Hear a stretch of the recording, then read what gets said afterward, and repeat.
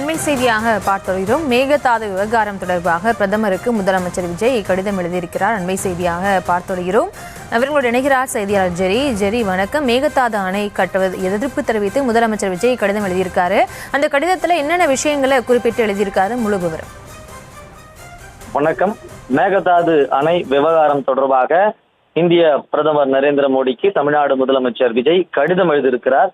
அந்த கடிதத்தை பார்த்தோம் என்றால் பிரதமருடைய கனிவான கவனத்துக்கு கொண்டு வர விரும்புவது என்னவெனில், மேகதாது அணை தொடர்பாக மாநிலங்களவையில ஜல்சக்தி இணையமைச்சர் அளித்த பதில 2018 பிப்ரவரி 16 உச்சநீதிமன்றம் வழங்கிய தீர்ப்பில் காவிரி ஆற்றில் கீழ்ப்பகுதி மாநிலங்களில் ஒப்புதலை கர்நாடகா பெற வேண்டும் என்று வெளிப்படையாக குறிப்பிடவில்லை என்று கூறப்பட்டிருக்கிறது. மேலும் இந்த பதில் நிலவும் சட்ட நிலையும் கீழ்ப்பகுதி மாநிலங்களில் ஒப்புதல் அவசியம் என்ற உறுதியான சட்ட கொள்கையையும் கருத்தில் கொள்ளாமல் வழங்கப்பட்டதாக தமிழ்நாடு அரசு கருதுவதாக இந்த கடிதத்தில் முதலமைச்சர் குறிப்பிட்டிருக்கிறார். இந்த நிலையில் கர்நாடகா ஆந்திர பிரதேசம் இடையிலான அலமட்டி அணை வழக்கில் உச்சநீதிமன்ற அரசியல் சாசன அமர்வு கீழ்ப்பகுதி மாநிலங்களில் ஒப்புதலின்றி கர்நாடகா அணையை உயர்த்த அனுமதிக்க முடியாது என்று தெளிவாக தீர்ப்பளித்துள்ளதாகவும் குறிப்பிட்டிருக்கிறார்.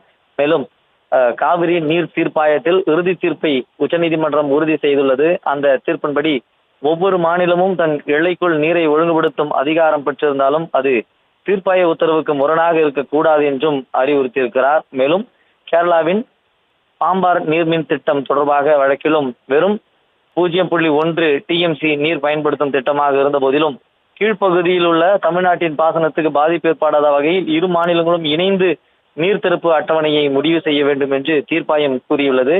இதன் மூலம் கீழ்ப்பகுதி மாநிலங்களில் நலனுக்கு தீர்ப்பாயம் மிகுந்த முக்கியத்துவம் அளித்து வருகிறது. மேலும் தீர்ப்பாயத்தின் பிரிவு 11 கீழ்ப்பகுதி மாநிலங்களுக்கு வழங்கப்பட வேண்டிய நீரின் அளவு அல்லது திறப்பு முறையை பாதிக்கும் எந்த நடவடிக்கையும் பரஸ்பர ஒப்புதல் மற்றும் ஒழுங்குமுறை அமைப்புடன் ஆலோசனையின்றி மேற்கொள்ளக்கூடாது என்கிறது.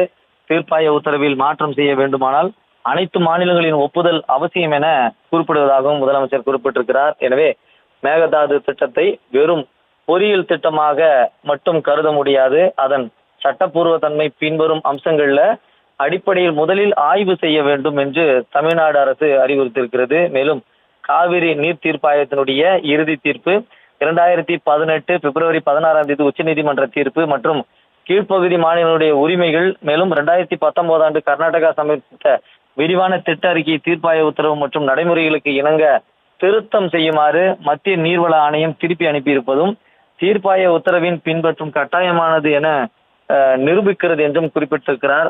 இந்த சூழல்ல மத்திய அரசு பின்வரும் நடவடிக்கைகளை எடுக்க வேண்டும் என்று முதலமைச்சர் சில கோரிக்கைகளை முன்வைத்திருக்கிறார். அதுல மாநிலங்களவையில ஜல்சக்தி இணையமைச்சர் அளித்த பதிலை திரும்ப பெற வேண்டும் என்றும், காவிரி தீர்ப்பாய தீர்ப்பும் உச்சநீதிமன்ற தீர்ப்பும் முழுமையாக பின்பற்றுவதாக நிரூபிக்கப்படாத வரை மேகதாது திட்டத்திற்கு எந்த சட்டப்பூர்வ அல்லது நிர்வாக அனுமதியும் வழங்கக்கூடாது என்றும், கீழ்ப்பகுதி மாநிலங்கள்ல நீர் உரிமை மற்றும் நீர் திறப்பு நடைமுறைகளை முழுமையாக பாதுகாக்க வேண்டும் என்றும், எதிர்காலத்தில் மேகதாது திட்டம் குறித்து எந்த முடிவு எட்டப்பட வேண்டுமானாலும் அனைத்து கீழ்ப்பகுதி மாநிலங்களின் தகவலையும் கருத்தில் கொண்டு விரிவான தொழில்நுட்பம் மற்றும் சட்ட ஆய்வுக்கு பிறகே நடவடிக்கைகள் மேற்கொள்ள வேண்டும் என்றும் இத்தனை கோரிக்கைகளையும் பின்பற்றுமாறு முதலமைச்சர் இந்த கடிதத்தில் குறிப்பிட்டிருக்கிறார். மேலும் காவிரி நதி என்பது வெறும் நீராதாரம் மட்டுமல்லாமல் தென்னிந்தியாவினுடைய வாழும் கோடிக்கணக்கான விவசாயிகள் மற்றும் மக்களின் வாழ்வாதாரம்.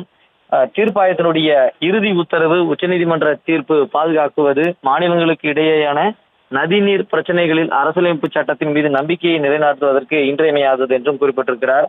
எனவே நீதி, கூட்டாட்சி, ஒற்றுமை மற்றும் நீதிமன்ற தீர்ப்புகள் முழுமையாக நடைமுறைப்படுத்தப்பட வேண்டும் என்ற உயர்ந்த நோக்கில் தங்களுடைய தலையீடை வேண்டுகிறேன் என்று முதலமைச்சர் பிரதமருக்கு இந்த கடிதத்தை எழுதியிருக்கிறார். மேகதாது அணை விவகாரம் தொடர்பாக தமிழ்நாடு முதலமைச்சர் அடுத்த மாதம் முதல் வாரத்துல கர்நாடகா செல்ல இருப்பதாக கூறப்படுகிறது. கர்நாடகா சென்று கர்நாடகா முதலமைச்சரை நேரில் சந்தித்து இது தொடர்பாக மாநில உரிமைகள் மீட்டெடுப்பதற்காக அவர் புறப்படுகிறார் என்று வேளாண் துறை அமைச்சர் வினோத் செய்தியாளர் சந்திப்பிலே உறுதிப்படுத்தியிருந்தார். இந்த சூழல்ல அதற்கு முன்னதாக பல்வேறு கோரிக்கைகள் அடங்கிய கடிதத்தையும் எழுதியிருக்கிறார். அதே கடிதத்துல மாநில அவையில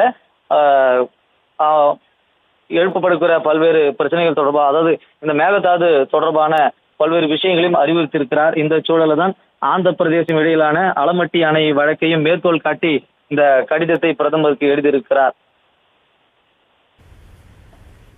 விவரங்களுக்கு நன்றி ஜெரி.